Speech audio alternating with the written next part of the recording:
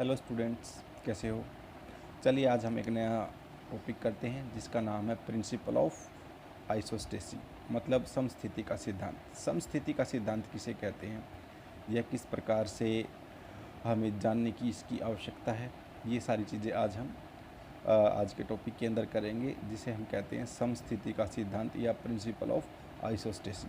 तो principle of isostasy क्या होता है?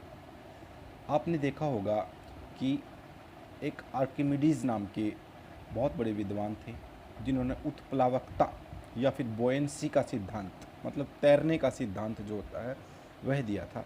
उन्होंने वह सिद्धांत किस प्रकार दिया था कि जितना ज़्यादा सरफेस एरिया होगा, ठीक है, उतना ही ज़्यादा उत्प्लावकता बढ़ेगी। फॉर एग्जांपल, जिस प्रकार से यदि हम 1 किलो का यदि हम एक बाट ले लें या एक छोटा सा 1 किलो का इस प्रकार का लोहे का कोई टुकड़ा ले लेते हैं, यदि हम उसको पानी के अंदर छोड़ेंगे तो वह एकदम से नीचे बैठ जाएगा। कारण क्या है कि उसका सरफेस एरिया बहुत कम है। यदि हम उस 1 किलो पूरे के पूरे लोहे को पीट करके उसकी एक चादर बना दें, लंबा चौड़ी इस प्रकार से एक चादर बना दें और उस चादर को एकदम से पानी के ऊपर डालें, तो वह इतनी जल्दी नहीं डूबेगी जितनी जल्दी वह 1 किलो का बट्टा था जो वह डूब गया था।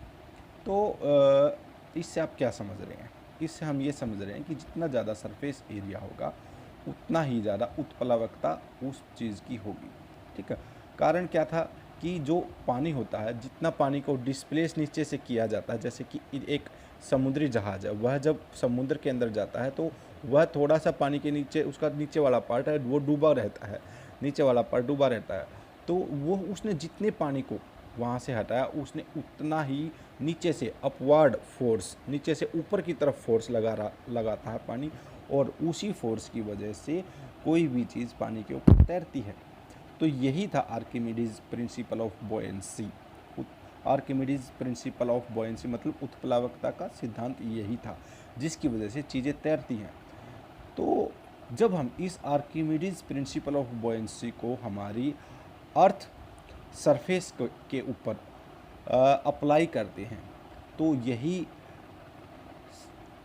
हमारा जो प्रिंसिपल ऑफ बॉयेंसी का सिद्धांत, यही हमारा प्रिंसिपल ऑफ आइसोस्टेसी बन जाता है। किस प्रकार से आइसोस्टेसी का प्रिंसिपल बन जाता है कि देखिए, पृथ्वी पर एक तरफ क्या है, पहाड़ हैं, एक तरफ प्लेटू हैं, एक तरफ प्लेन मैदान है, और फिर नीचे समतल मैदान के बाद समुद्री एरिया भी आता है। तो क्या है कि सबसे ऊंची चीज़, फिर उसे नीची चीज़, फिर उसे नीची चीज़, और सबसे बाद में समुद्री एरिया।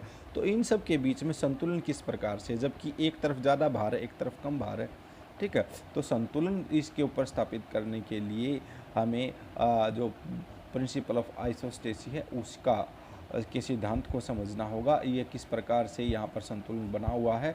तो इस संतुलन को ही समझने के लिए कि भाई एक तरफ इतना ज़्यादा भार है क्योंकि माउंटेन्स हैं। देखो माउंटेन्स कितने भारी होते हैं, पूरे के पूरे माउंटेन का वेट देखें, फिर उसके बाद आपका जो पठारी भाग होता है उसका वेट देखें, प्लेन भाग देखें उसका वेट देखें, तो असंतुलन हो गया।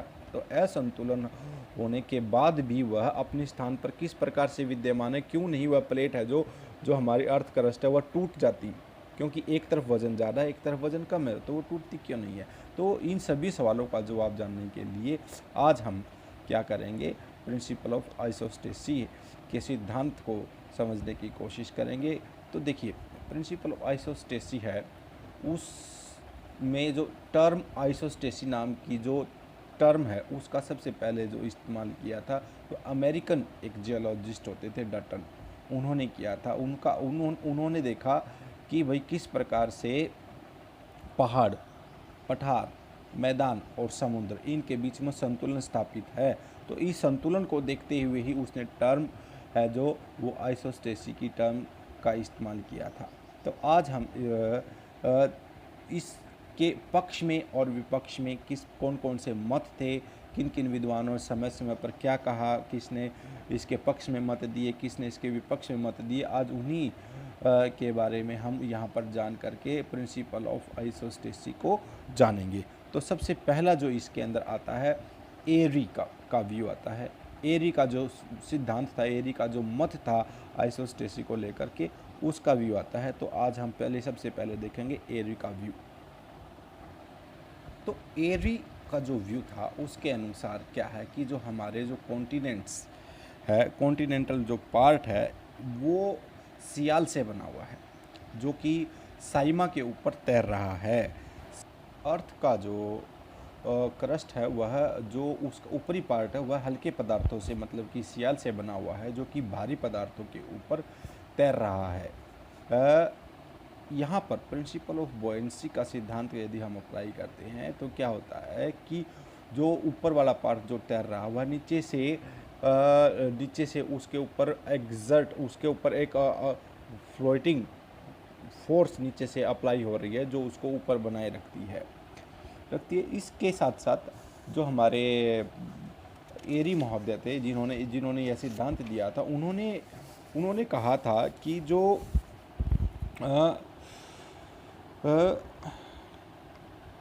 डिफरेंट कॉलम्स ऑफ अर्थ है जो हमारी, उसके डिफरेंट कॉलम्स हैं, जैसे कि पहाड़ एक कॉलम हो गया, उसके बाद पठार एक कॉलम हो गया, उसके बाद आपका प्लेन एक कॉलम हो गया और समुद्री एरिया एक कॉलम हो गया। तो एक ऊंचाई से नीचाई की तरफ हम जा रहे हैं तो ये अलग अलग कॉलम, एक इतना बड़ा है, जैसे कि चलिए मैं आपके सामने यहाँ पर एक चित्र दिखा रहा हूँ। इस चित्र के अंदर देखिए कि सबसे पहले जिस पहाड़ को देखिए सबसे ऊंचा है, फिर पठार देखिए, फिर प्लेन देखिए और फिर समुद्री पार्ट देखिए।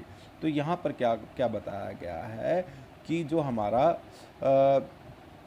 अर्थ के ये अलग अलग कॉलम्स हैं, यह पृथ्वी के अंदर अलग अलग गहराई आपकी ऑक्यूपाई किए हुए हैं। फॉर एग्जांपल जो जितना ज़्यादा ऊंचा कॉलम है, जैसे कि पहाड़ ज़्यादा ऊंचे हैं तो उनकी गहराई उतनी ही ज़्यादा है, उसके बाद पठार उनकी उससे कम है, फिर प्लेन की उससे कम है और सबसे कम हमारी जो समुद्री एरिया है उसकी गहराई है। तो जिसकी वजह से क्या है कि यह स्टेट ऑफ इक्विलिब्रियम बना हुआ है, और लेकिन इनकी डेंसिटी सेम है। जब डेंसिटी सेम है तो क्या होगा कि हमारा जो स्टेट ऑफ इक्विलिब्रियम बना रहेगा, मतलब समस्थिति, मतलब कि उसके अंदर इक्विलिब्रियम का सिद्धांत है जो वह बना रहेगा कि कोई पार्ट एक तरफ से ज़्यादा फोर्स नहीं डालेगा अर्थ स्ट्रेटम के ऊपर और ना ही कोई कम डालेगा। तो यहाँ पर देखा हमने कि जो अर्थ के कॉलम्स हैं उनकी अलग अलग गहराई है, ठीक है। तो इसी सिद्धांत को प्रूव करने के लिए उसने क्या किया कि अलग अलग साइज़ के लकड़ी के टुकड़े लिए, तो लकड़ी के टुकड़ों को पानी के अंदर डाल दिया और जब उनको जो जितना ज़्यादा ऊंचा कॉलम था, जो जितना ज़्यादा लकड़ी का बड़ा टुकड़ा था, एक छोटा था, एक फिर उससे भी छोटा टुकड़ा था, इस प्रकार से उसने पानी के अंदर डाल दिया और लकड़ी के टुकड़ों की सबकी डेंसिटी सेम। तो हमने देखा कि जो अलग अलग जो लकड़ी के कॉलम्स थे वह अलग अलग गहराई पानी के अंदर डूब जाते हैं, अलग अलग लेवल तक वो डूबते हैं। तो जब वह उसके अंदर डूबे रहते हैं तो हम इसी चीज़ को यदि हम अर्थ सरफेस के साथ या फिर अर्थ की जो ऊपर वाली लेयर है उसके साथ देखते हैं तो हमें पता चलता है कि जो जितना ऊंचा कॉलम है, जैसे कि पहाड़ सबसे ऊंचे हैं तो उनकी गहराई सबसे ज़्यादा है, उससे कम गहराई हमारी पठारीय भाग की है, फिर प्लेन एरियाज़ है, फिर समुद्री तट या समुद्र के नीचे की जो पार्ट है वह सबसे कम गहराई अर्जित किए हुए है। तो यहाँ से हमें समझ में आता है कि जो एरीज़ का जो व्यू था वह लॉ ऑफ फ्लोटेशन के ऊपर बेस्ड था कि जितने ज़्यादा ऊंचे कॉलम हैं वह उतनी ही ज़्यादा गहराई पृथ्वी के अंदर किए हुए हैं, इसीलिए वह वहाँ पर टिके हुए हैं आज तक। तो यह था एरीज़ का व्यू। इसके बाद हम देखते हैं इसका क्रिटिसिज्म। देखिए क्रिटिसिज्म में एरीज़ का जो व्यू है मोस्ट एक्सेप्टेड व्यू माना जाता है वैसे, ठीक है, लेकिन इसका क्रिटिसिज्म हम इस बात पे कहते हैं कि इन्होंने कहा कि जो हिमालय है उसकी जो जड़ रूट फॉर्मेशन की बात इसने की। तो रूट फॉर्मेशन में जो हिमालय की जो जड़ है, जो गहराई जो वह अर्जित किए हुए है वह लगभग 81 किलोमीटर हो सकती है। यदि हम इस 81 किलोमीटर की गहराई को अगर हम मान भी लें तो यह संभव है कि जो इसकी गहराई के अंदर है जो वह लावा मिलेगा और वह वहाँ पर वह पिघली हुई अवस्था में होगा, लेकिन यही इसका क्रिटिसिज्म माना जाता है, ठीक है। इसके बाद देखते हैं प्राट का व्यू।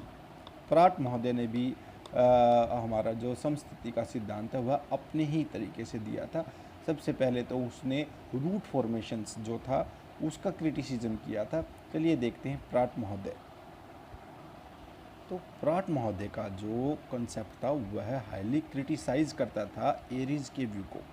वो कहते थे कि जो डिफरेंट लैंड ऑफ कॉलम्स हैं, अलग अलग कॉलम्स हैं, जैसे कि पहाड़, प्लेटू, प्लेन्स और समुद्री एरियाज़, इनकी डेंसिटी है जो वह अलग अलग डेंसिटी है। जितना ज़्यादा ऊंची ऊंची चीज़ है उसकी डेंसिटी उतनी ही कम है। जबकि एरीज क्या कहता था कि सभी की डेंसिटी वह सेम है। लेकिन यहाँ पर जो प्राट का व्यू था वह उससे बिल्कुल ही अलग था। उसने रूट फॉर्मेशन के सिद्धांत को भी उसको नकार दिया। रूट फॉर्मेशन का सिद्धांत था उसको भी नकार दिया। तो वो कहता है कि जितने ज़्यादा ऊंचे पहाड़ हैं उसकी डेंसिटी उतनी ही कम है। उसके बाद प्लेटू है, उसकी उससे ज़्यादा है, और प्लेन की उससे ज़्यादा, और जो समुद्र के नीचे वाला पार्ट है उसकी सबसे ज़्यादा डेंसिटी है।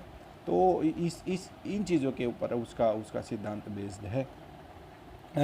तो उसने कहा कि there is a inverse relationship exist between the height and the density. Inverse relationship, उल्टा रिलेशनशिप है कि high density and the height और डेंसिटी के बीच में उल्टा रिलेशनशिप है। मतलब क्या है कि जो जितने ज़्यादा ऊंचे पहाड़ हैं उसकी डेंसिटी उतनी ही कम है, और जो जितनी निचली चीज़ है उसका उतनी ही डेंसिटी ज़्यादा बढ़ती चली जाती है। तो यहाँ पर उसने कहा कि यहाँ पर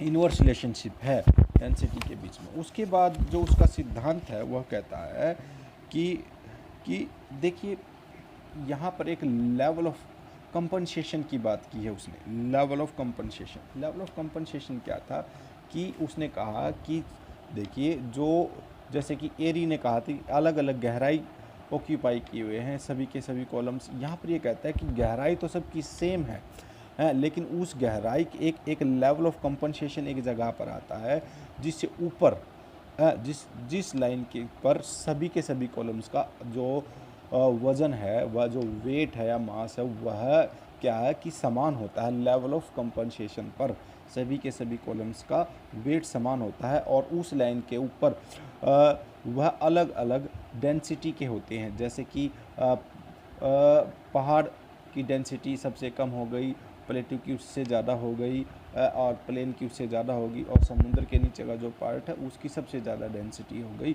और इस डेंसिटी, वेरिंग डेंसिटी की वजह से, अलग अलग डेंसिटी की वजह से ही यहाँ पर स्टेट ऑफ इक्विलिब्रियम मतलब कि आइसोस्टेसी पाई जाती है। तो इसके बाद तो हम कह सकते हैं कि जो प्राट का जो व्यू था वह लॉ ऑफ कंपनसेशन पर आधारित है, जिसके अंदर उसने कहा कि देयर इज यूनिफॉर्म डेप्थ, मतलब कि एक समान गहराई है विद डिफरेंट डेंसिटीज़। ठीक है, तो डेंसिटीज सबकी अलग अलग है, लेकिन जो गहराई है वह लाइन ऑफ कंपनसेशन के पास बिल्कुल सबकी बिल्कुल सेम है। ठीक है, तो यहाँ पर आपने देखा प्राट का व्यू।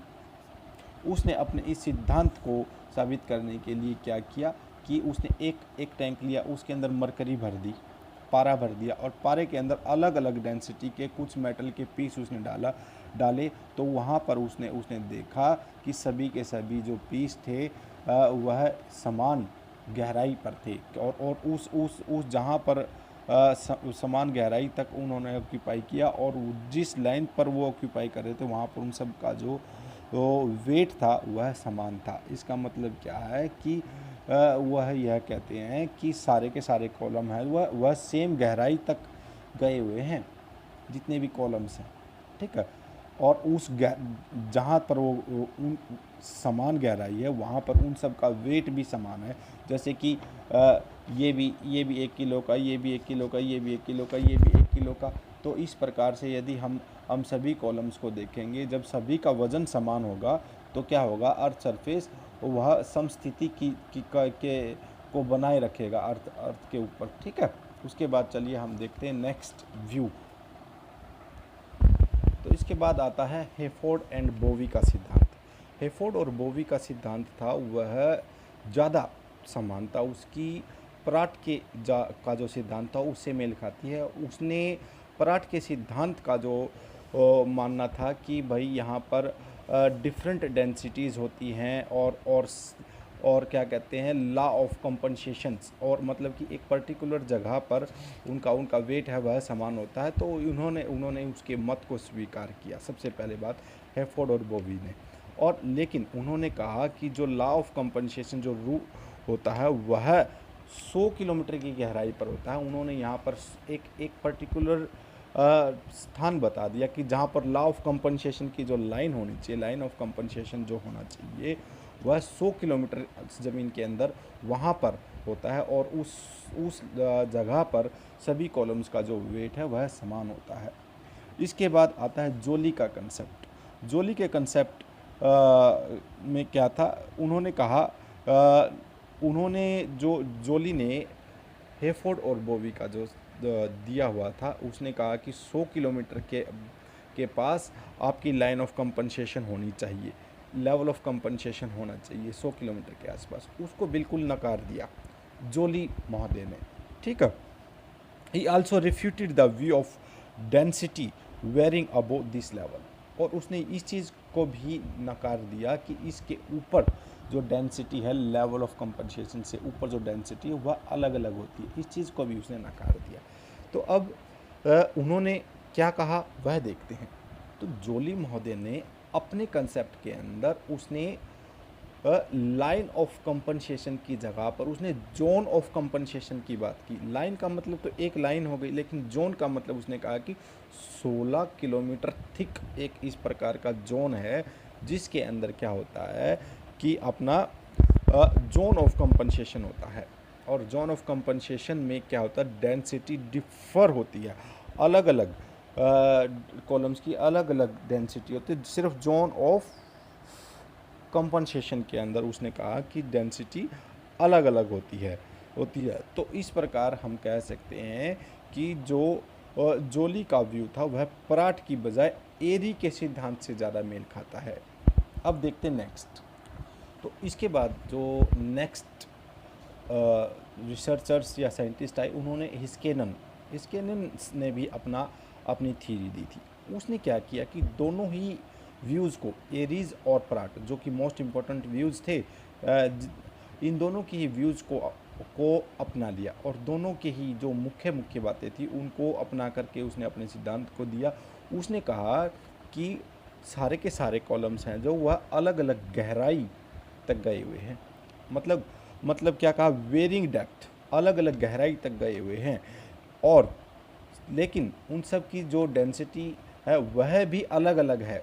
मतलब क्या कहा उसने कि हायर जो कॉलम्स हैं उनकी डेंसिटी कम है और लोअर कॉलम्स की डेंसिटी उससे ज़्यादा है। इसके साथ साथ उसने ये भी कहा कि डेंसिटी है जो ऊपर से नीचे की तरफ घटती है। जैसे कि पहाड़ की यदि हम चोटी की बात करें तो पहाड़ की चोटी की डेंसिटी कम होगी, और यदि पहाड़ की गहराई तक चले जाएं, उसी एक ही सेम कॉलम के अंदर हम उसके नीचे तक चले जाएं, तो उस कॉलम के नीचे जब हम जाएंगे तो वहाँ पर डेंसिटी ज़्यादा होगी। तो उसने अपने सिद्धांत को इस प्रकार से दिया कि जिसमें उसने दोनों ही कंसेप्ट को माना कि higher density occupy by the smaller columns. ठीक, मतलब क्या है कि जो स्मॉल कॉलम्स है उनकी डेंसिटी ज़्यादा है, और उसके साथ साथ density also increasing with depth, गहराई के साथ साथ जो है वह डेंसिटी इंक्रीज होती है। तो यह उसके हिस्केनन के जो व्यू था उसके अंतर्गत आता है। इसके बाद देखते हैं, यदि हम एरी और प्राट के व्यूज़ की भी तुलना करें तो सबसे ज़्यादा एक्सेप्टेंस आज के समय में हमारे जो एरी महोदय हैं उनके व्यू को सबसे ज़्यादा एक्सेप्टेंस मिलती है। क्योंकि यदि मैंने आपको पृथ्वी के कोर के बारे में बताना स्टार्ट किया था, या फिर पृथ्वी की लेयर्स के बारे में बताना स्टार्ट किया था, पृथ्वी की आंतरिक संरचना के बारे में बताया था, तो उसमें मैंने आपको बताया था कि हमारी जो पहली डिसकंटिन्यूटी है जिसको हम कहते हैं कॉनरैड डिसकंटिन्यूटी, ठीक है, कॉनरैड डिसकंटिन्यूटी वह थी हमारी क्या कहते हैं कॉन्टिनेंटल और ओशियन बेसिन्स के बीच में। लेकिन जो दूसरी कंटिन्यूटी मोहो डिसकंटिन्यूटी है उसको यदि हम देखें तो उसके एग्जिस्टेंस की वजह से हमें पता चलता है कि हाँ अलग अलग गहराई ऑक्यूपाई किए हुए हैं, क्योंकि वह अलग अलग गहराई से होकर गुजरती है मोहो डिसकंटिन्यूटी। ठीक है, तो और देखते हैं, तो बड़े बड़े साइंटिस्ट ने आज, क्योंकि आधुनिक तकनीक आ गई है हमारे पास, इन तकनीकों के माध्यम से हमें पता चलता है कि जिस प्रकार से पराट महोदय ने बताया था कि लाइन ऑफ कंपनसेशन होती है जिसके ऊपर सभी कॉलम्स का वज़न सेम होता है, तो इस प्रकार की कोई लाइंस नहीं मिलती है। जबकि पराट महोदय ने जिस प्रकार से बताया कि वेरिंग डेंसिटी के साथ साथ अलग अलग रूट बनी हुई हैं, अलग अलग गहराई पर गए हुए हैं अलग अलग कॉलम्स, जैसे कि पहाड़ ज़्यादा गहराई पर हैं, प्लेटू से कम गहराई पर हैं। तो इस प्रकार से जब हम देखते हैं कि मोहो डिसकंटिन्यूटी की स्टडी करते हैं तो वहाँ से हमें पता चलता है कि 80 किलोमीटर की गहराई पर मोहो डिसकंटिन्यूटी वह पहाड़ों के नीचे मिलती है। मतलब कि सबसे ज़्यादा गहराई क्या है, 80 किलोमीटर हमारी पहाड़ों की रूट्स होगी, उसकी जड़ हो गई। ठीक है, उसके बाद वह लगभग 40 किलोमीटर कॉन्टिनेंट्स के नीचे मिलती है, और उसके बाद 5 से 6 किलोमीटर वह हमारे ओशियन बॉटम्स है, जो समुद्र का जो तलहटी है उसके नीचे वह 6 किलोमीटर तक विद्यमान है। इसका मतलब हमें यहाँ पर स्पष्ट होता है कि एरीज का व्यू, जो रूट फॉर्मेशन का व्यू था, वह मोस्ट एक्सेप्टेड सिद्धांत है। तो आइसोस्टेसिस का सिद्धांत में एरीज का व्यू सबसे ज़्यादा मान्य है। तो अब आपने देखा कि किस प्रकार से अलग अलग स्कॉलर्स ने अलग अलग बातें रखी, और उनके सभी के व्यूज़ को आपको इस क्वेश्चंस के अंदर इनकॉर्पोरेट करना होगा, और सभी का व्यू आपको आंसर के अंदर लिखना होगा। चलिए अब हम मिलते हैं नेक्स्ट टॉपिक में किसी अन्य विषय के ऊपर। तब तक आप इस क्वेश्चंस को इस अपनी बुक से भी पढ़ें, और यहाँ जो मैंने बातें बताई है उन बातों को देखते रहिए। चित्रों का आपको विशेष ध्यान रखना है कि किसी भी टॉपिक में, ज्योग्राफी में, जो चित्र मैं यहाँ पर दिखाता हूँ स्क्रीन पर, वह चित्र आपको बहुत ही ज़रूरी है, वह चित्र आपको बनाने ही होंगे। थैंक यू वेरी मच, मिलते हैं नेक्स्ट टॉपिक में।